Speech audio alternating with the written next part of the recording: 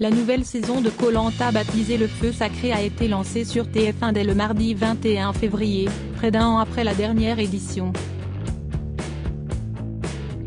Date de sortie, casting des candidats, lieu de tournage.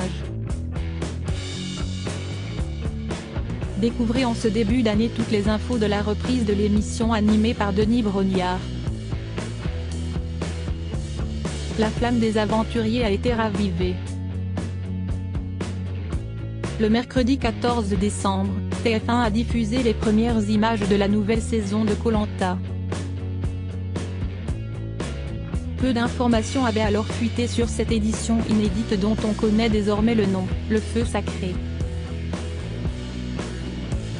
Après la double victoire de Bastien et François en juin 2022, il ne devrait ne rester qu'un à la fin de la compétition. Qui décrochera les 100 000 € promis aux vainqueurs? Quelles sont les nouveautés qui déstabiliseront les candidats? Voici tout ce qu'il faut savoir sur la nouvelle édition du jeu de survie. Quand revient et commence Koh-Lanta 2023, Le Feu Sacré sur TF1 et en replay sur MyTF1. Ces derniers temps, la chaîne TF1 nous a habitués à proposer 2 saisons de Koh-Lanta chaque année. En 2020, nous avions suivi la fameuse édition du confinement, l'île des héros, suivie quelques mois plus tard des 4 terres. En 2021, Koh-Lanta les armes secrètes avait précédé la diffusion de Koh-Lanta la légende, réunissant les meilleurs candidats de l'émission. Toutefois, en 2022, une seule saison a été proposée, Koh-Lanta le totem maudit. Après 8 mois d'absence, la nouvelle édition intitulée Le Feu Sacré, sera quant à elle à l'antenne dès le mardi 21 février à 21h10 sur TF1. Koh-Lanta 2023, qui sont les 20 candidats au casting de cette prochaine saison? 20 aventuriers prendront part à l'édition du Feu Sacré, 10 hommes et 10 femmes âgés de 22 à 56 ans. Avec beaucoup moins de machines de guerre que dans les précédentes éditions. On est revenu à quelque chose qui fait le sel de Koh-Lanta, à savoir la diversité des candidats, nous confirme la productrice Alexia Laroche-Joubert. Voici leurs portraits et leurs visages, à découvrir ici, dans notre diaporama. Julie de Bever, cette défenseuse de 33 ans, venue de l'Essonne, avait en effet été retenue dans la liste des 23, lors de la dernière Coupe du Monde féminine, remportée par les États-Unis, qui a eu lieu en 2019 en France. Julie de Bever n'était toutefois pas entrée sur le terrain. Dans cette compétition, les Bleus de Corinne Diacre avaient atteint les quarts de finale. Passée par le FC Juvisy, Saint-Étienne, Guingamp et l'Inter Milan, elle joue depuis juin 2021 et FC Fleury, 91. Vice-championne de France 2012, avec Juvisy, et finaliste de la Coupe de France 2013, avec Saint-Étienne, elle se lance un défi original en participant à Koh-Lanta. Elle est en couple avec Regina Baresi, une ancienne coéquipière de l'Inter Milan. Gilles ce maraîcher éleveur bovin du Nord est âgé de 31 ans. Il est de la 4e génération de sa famille à reprendre l'exploitation et papa d'une petite fille, annonce son portrait. Il travaille avec ses parents et sa femme. J'ai mis bien surprendre. On ne m'attend pas forcément sur les poteaux. Mais j'y serai. Promettait-il. Et en effet, Gilles semble très motivé puisqu'on le découvre en plein entraînement, juché sur un poteau. Au beau milieu de ses vaches, Esteban, ce sympathique vendeur et démonstrateur sur les marchés et dans les foires, est âgé de 40 ans. Il est père de 2 enfants et vient d'Eure-et-Loir. En plus de sa profession, le quarantenaire est passionné depuis l'enfance de magie et d'hypnose. Si je n'arrive pas à vendre mon idée aux autres aventuriers, je vais pouvoir les hypnotiser pour arriver à mes fins. Se réjouit-il dans son portrait. Quentin ce charpentier de 26 ans vient de Moselle. Précoce, il a commencé à travailler à 17 ans, a acheté son appartement à 19 et est devenu père d'une petite Sacha, à 23. Quentin dévoile aussi un parti plus tragique de sa vie. Suite à un grave accident de moto, il a été placé 2 semaines dans le coma. Enfin, en 2020, Quentin a également été victime d'une terrible agression. Pendant que je déposais ma fille chez sa nourrice, un fou m'a planté un cutter dans le bas-ventre. Je suis un survivant, révèle-t-il. Emine âgé de 56 ans, Emine est un Belge d'origine albanaise. Il est le doyen du feu sacré, doté d'une sacrée détermination puisque cela fait 20 ans qu'il s'inscrit pour tenter d'intégrer le casting de Koh-Lanta. Officiant à Bruxelles, il est directeur général opérationnel d'une société gérant des salles accueillant concerts, forums ou expositions. Emine a été entraîné par son fils avant de se lancer dans l'aventure. Elena âgée de 27 ans, est l'une des 3 Belges de cette saison du feu sacré. Sportive depuis son plus jeune âge, elle a été gymnaste de haut niveau dans son pays natal. Diplômée d'un master en kinésithérapeute et réadaptation, elle est spécialisée dans la kinésithérapie du sport et est également coach sportive. La jeune femme a également été candidate de Ninja Warrior en 2021. Elodie cette Belge, responsable marketing en jeux de société, est âgée de 35 ans. Une passion qui l'a même poussée à participer à un célèbre jeu télévisé en Belgique. Globe-trotteuse, la candidate est aussi une passionnée de chant. Elle aurait d'ailleurs rêvé de devenir chanteuse lyrique. Un espoir brisé à 23 ans lorsqu'on lui a trouvé des polis. En 2021, Elodie apprend qu'elle est atteinte d'un cancer du sein. Une épreuve qui l'a rendue plus forte que jamais. Nicolas du haut de ses 43 ans, cet entrepreneur vient de Corse. Au début des années 2000, Nicolas a servi comme officier dans l'armée de terre avant de lancer, avec sa compagne Lisa, une société de conseil en pharmaceutique. Maître nageur à ses débuts, Nicolas pratique également la chasse sous-marine. Un profil taillé pour Koh-Lanta. Amateur d'art, il réalise des sculptures d'animaux avec des morceaux de bois trouvés sur la plage. Grâce à 39 ans, Grace est technicienne en plasturgie dans l'Ain. Née le 6 septembre 1983 à Nantua, elle est la maman de 3 garçons, Tyrone 5 ans, Benny 11 ans et Owen 15 ans.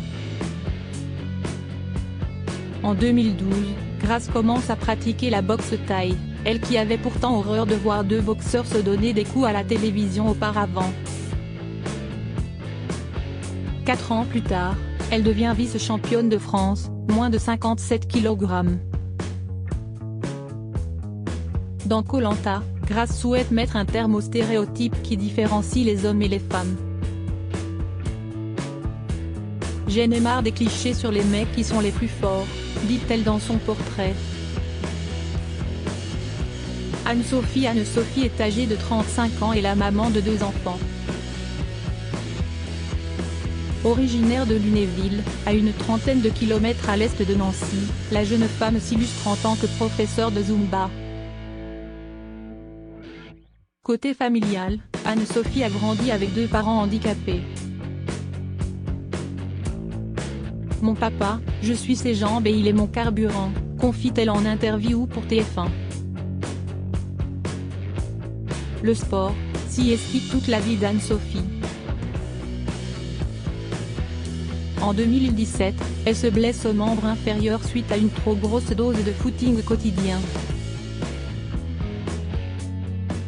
Une épreuve qui ne l'empêche pas d'enchaîner ensuite les courses en vélo, à pied, ou les sessions de natation. Martin ce fromager venu de Suisse est âgé de 30 ans.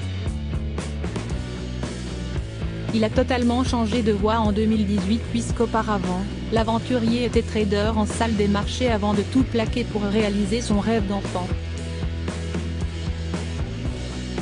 Diplômé de l'école hôtelière de Lausanne, il a depuis ouvert 3 commerces. Passionné de grands espaces, Martin s'est donc lancé un nouveau défi en s'inscrivant à Koh Lanta, le feu sacré. Il y a quelques jours, la production de l'émission a annoncé que le jeune était devenu papa. Tania dans son portrait, Tania, 22 ans, a une drôle de façon de se présenter. Je suis diététicienne nutritionniste, j'habite en région parisienne et je suis célibataire, lance-t-elle dans un grand éclat de rire. La candidate a commencé le tennis à ses 5 ans et le pratique en compétition depuis 16 ans. Toute sa vie est orientée vers le sport, notamment ses études puisqu'elle a obtenu une licence STAPS en option entraînement sportif. L'origine de cette passion ? L'histoire de sa maman, joueuse professionnelle de handball. Rudy, 41 ans, exerce le métier de conducteur de métro depuis 2007 et vit dans le Val-de-Marne. Il est le papa célibataire de 2 jeunes filles. On a déjà pu voir Rudy dans un programme de télévision. Il est en effet apparu dans Home Day sur l'équipe. Et ce n'est pas sa seule expérience télévisuelle. Certains matins, on a pu le voir dans Gym Direct sur C8. Passionné de boxe, il pratique et enseigne le kickboxing. En février 2022, il devient le champion d'Île-de-France de kick light dans la catégorie vétéran dans la section moins de 84 kg. Frédéric, âgé de 33 ans, vit dans les Hauts-de-Seine et exerce le métier de directeur commercial dans une société de conseil. Il vit avec sa fiancée Marine, directrice artistique dans une agence de stratégie de design de marque. Ensemble, ils passent beaucoup de temps à jouer. J'adore tout ce qui est jeu de société. On adore faire des escape games et tout ce qui est jeu d'adresse, prévient-il dans son portrait. Dernièrement, il cesse de lancer un nouveau défi, créer sa propre entreprise et ouvrir son propre bar à cocktails.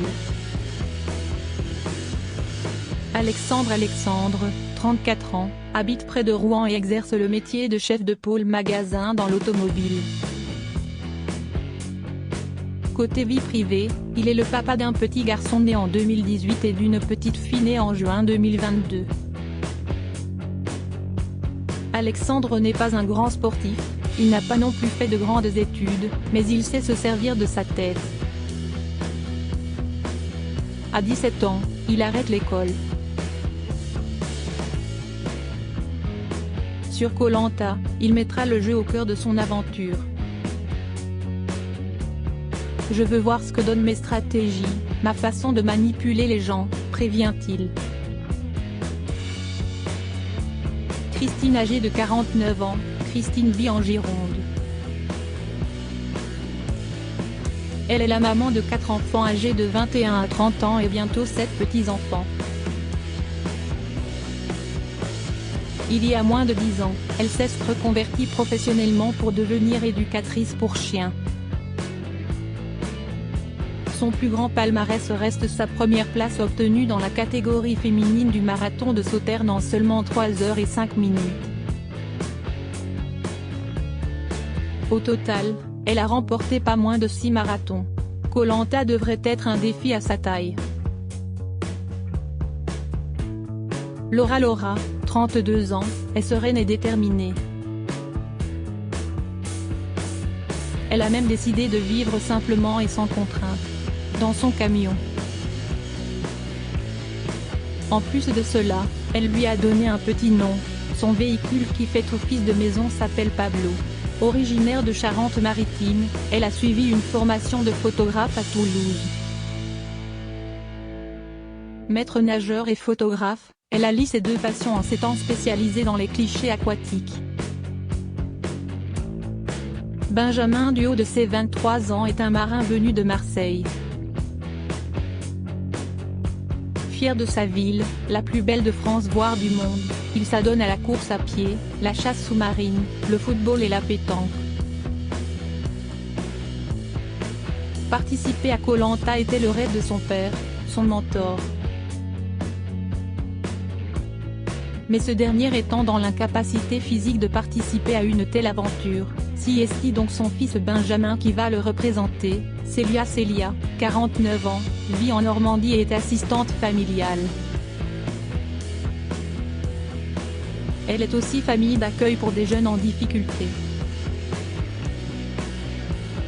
Elle considère avoir deux personnalités, tout d'abord, celle qui s'exprime lorsqu'elle est en pleine séance de sport et l'autre qui s'approche plutôt de celle d'une femme enfant et debout en train. Koh Lanta est l'aventure de sa vie, et pour cause. Cela fait 14 ans qu'elle s'inscrit au jeu de survie. Je peux vous assurer que je suis prête, rigole-t-elle. Elle est la première éliminée de la saison. Clémence, âgée de 27 ans, Clémence vit en Charente-Maritime et travaille en tant que chef d'équipe fibre optique chez Neuge, un groupe français de bâtiments et travaux publics. Pendant plusieurs années, Clémence s'est occupée de sa famille. En participant à Koh Lanta, elle estime qu'elle peut vivre sa première aventure en solo. Qui est partie de Koh Lanta 2023, qui a été éliminée de l'épisode 1, diffusé le mardi 21 février 2023. Pour son lancement de saison, Koh Lanta, le feu sacré a présenté un schéma classique avec la présentation des 20 aventuriers, la découverte des campements, la composition des équipes et le classique parcours du combattant initial. À l'arrivée, deux vainqueurs nommés chefs, Nicolas et Elena. Le comportement de cette dernière risque d'ailleurs de vite lui jouer des tours. Certains aventuriers ont aussi surpris les téléspectateurs de TF1 comme Esteban qui a hypnotisé ses camarades, Quentin, un survivant à l'histoire tragique où grâce à sa peur des insectes. Après l'épreuve immunité perdue, les jaunes ont pris la direction du conseil. Et Siesti Célia, la doyenne de la saison qui a été éliminée par ses coéquipiers. Une sortie minable a-t-elle confié. Où se passe la nouvelle saison de Koh Lanta, l'émission animée par Denis Brognard. Comme ce fut le cas pour le Totem Maudit, la nouvelle saison de Koh Lanta a été tournée sur la grande île déserte de Luçon, dans la province de Caramoan, au nord-est des Philippines. L'enregistrement de l'émission a duré 40 jours, entre août et septembre 2022. Koh Lanta 2023, quelles sont les nouveautés de cette édition ? Aux Philippines, une légende raconte qu'un dieu gardait secrètement un feu sacré dans les entrailles du volcan Mayo. Un feu au pouvoir considérable qui donna naissance à un talisman tout aussi puissant évoquait une première mystérieuse bande-annonce de la nouvelle saison. Alors à quoi s'attendre dans ce feu sacré ? Cette année, Siesti le grand retour de la stratégie nous confie Denis Brognard. Et pour cause, sachez que cet objet offrira à son heureux possesseur un super pouvoir d'immunité puisqu'il pourra, au conseil, choisir de se sauver lui ou l'une de ses camarades. Même s'il appartient à la tribu adverse, ce feu sacré sera remis en jeu à chaque épreuve de confort. De plus, des armes stratégiques seront dissimulées sur l'île et offriront de redoutables atouts comme des doubles votes au conseil. À lire aussi Koh Lanta, le feu sacré. TF1 dévoile les premières images de la nouvelle saison. Prochainement sur la chaîne, les premières images des camps avant la diffusion de Koh Lanta. Le feu sacré, des images des camps des aventuriers avant qu'ils n'arrivent sur place ont été filmées et dévoilées avant le début de l'émission sur TF1. On y voit Denis Brognard dans la jungle aux Philippines. Plage de sable blanc, mer verte émeraude, et puis, des roches granitiques qui tombent. Falaise, directement dans la mer. Voici l'une des îles de ce Koh Lanta, annonce-t-il. C'est ici que le Koh Lanta que vous allez découvrir va se dérouler et c'est ici que les aventuriers vont venir vivre l'aventure de leur vie. Et pour la première fois, vous êtes au courant avant eux. Suivez le guide. Denis Brognard vous emmène découvrir en exclusivité l'un des camps de cette nouvelle saison. Volcan, #Koh Lanta, le feu sacré, dès mardi 21h02 sur @TF1 et @MyTF1pic. Twitter.com/#KohLanta Koh Lanta @KohLantaTF1, février 17, 2023. Qui a gagné Koh Lanta, la légende et Koh Lanta, le totem maudit? Souvenez-vous. En 2022, aucun gagnant n'avait été désigné lors de la grande finale du Koh Lanta All Star, baptisée la légende. Des soupçons de tricherie ont privé Claude Dartois de victoire. Alexia Laroche-Joubert, la productrice de l'émission, n'avait pas caché être très choquée de ce qu'il s'était passé. Je ne l'ai pas mal vécu, je l'ai hyper mal vécu, avait-elle confié à Jordan Deluxe, dans son émission chez Jordan. On l'a tous très mal vécu. On l'a vécu comme une trahison. D'autant plus que c'était sur les 20 ans, a-t-elle précisé, admettant que cette affaire résulte d'un trou dans la raquette. La difficulté qu'on a, si qu'on ne tourne pas 24 heures sur 24, donc, à un moment, les équipes partent. Et là, vous avez des gens de la sécurité qui assurent ne serait-ce que la protection. Donc, il suffit de donner un point de rendez-vous, et voilà. Quelques mois plus tard, ce sont deux candidats qui ont gagné le totem maudit ex-aequo grâce au vote des anciens candidats éliminés, Bastien et François. Comment s'inscrire à Koh Lanta 2024? Si l'on ne sait pas encore si la future saison sera diffusée fin 2023 ou 2024, un prochain tournage est déjà annoncé et le casting a déjà eu lieu. Il faudra donc attendre encore un peu pour savoir si un nouveau tournage a lieu pour que vous puissiez déposer votre candidature via un dossier sur le site de MyTF1 et ainsi espérer que votre inscription soit retenue. Participer à Koh Lanta lors d'une prochaine saison.